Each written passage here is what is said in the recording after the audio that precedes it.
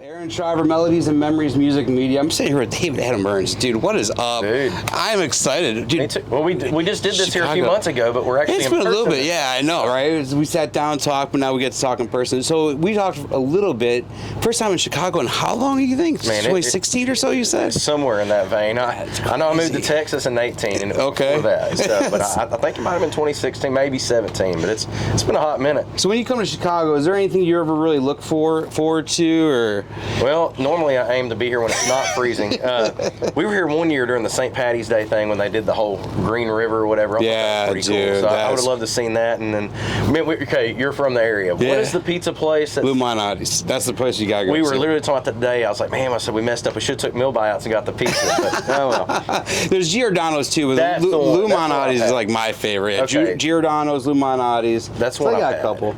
So born and raised in Arkansas, man. I know you spent some time in Nashville. You're in Texas now, but you just got nominated for 5 Arkansas CMAs. You got to tell me how cool is that? Man, that has to be an honor. It is. It is. You know, you spend so long in Nashville and don't quite get the level you want to. You move to Texas and you're growing, but you're not a Texan, so it's cool for my home state. Well, yeah, it's Entertainer of the Year. Man, dude, some really good ones, man. And we won that last year, so now nice. I got to defend my title. But now it's cool, man. I'm excited to have that video of the year for Keep Up with a Cowgirl. Yep. Obviously, the album of the year. So it's man, I'm stoked. I doubt I get all 5, but I'll dang sure take all of them they'll give me.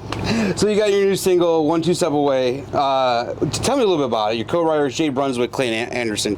Dude, Jay Brunswick, you've been writing with him for a hot minute. Since day one, man. So just tell me a little bit where that song came from, and just tell me about kind of the magic writing with Jay, dude. Man, so it's funny. Me and Jay kind of had a little hiatus where we didn't write for a long time, and then about 2 years ago we kind of reconnected with the whole Zoom thing. When the C word hit the world, I don't want to say it, but he brought in Carlton, and we wrote Too Much Texas, which ended up being our last #1. Yeah, we reconnected, started writing. And actually, the first song that we wrote was he brought in Clayton, and we wrote Too Much Texas, nice. which was #1 for us. So that's been a really strong friendship that we've built. And Clay, he actually came down in Houston and did a show with us a couple of weeks ago, so that was pretty cool. But man, that day we were just kind of scrambling to find a song title. So we did the typical thing: you just start rolling through your phone till you find something.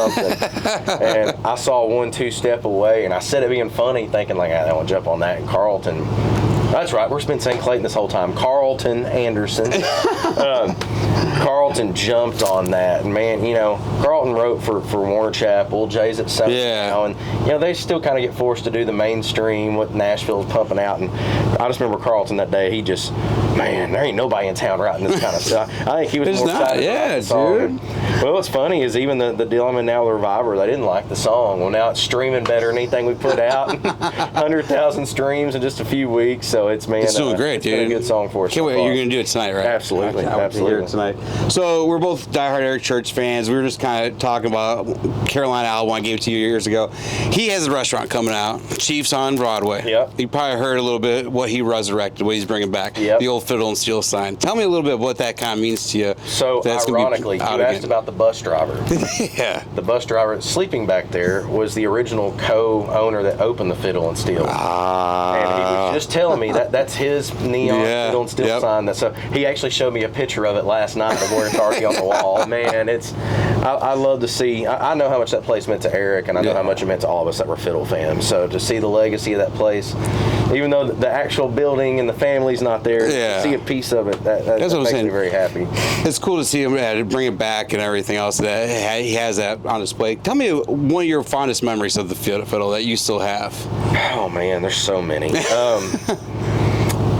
I think probably, if anything, was that very first time I walked in there and met Rick Tiger. I was 19 when I came to town. Nobody let me in, and I didn't get the memo that they were shutting the fiddle down that day because they were building the hot dog stand that he was going to have in there with the dog. His future home, yeah. And so I popped in there, and I didn't have anywhere to go. So he goes, well, you can come in and hang out with us. And so that was the day I really got to meet Miss Allison and meet Rick Tiger, and then that kind of started the whole thing. Yeah, Rick is definitely, when I think of fiddle, I think of Rick. So you got any Rick Tiger songs in your set tonight? I think there might be a couple of them. I can't remember what all we don't have. We might pull one out. I know you got a bunch under the hat with him. So man, there's some good. I saw I think it was Greg Pratt just put out his Memphis songs too. So it's really cool to still see his songs being out there and being released to this day. And I'm definitely looking. He was all over that very first record of mine. Yeah. We're talking about re-recording some of that stuff. So I hope you do.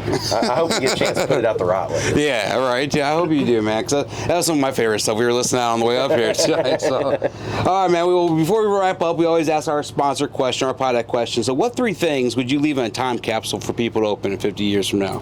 Oh man, maybe the Entertainer of the Year award. No.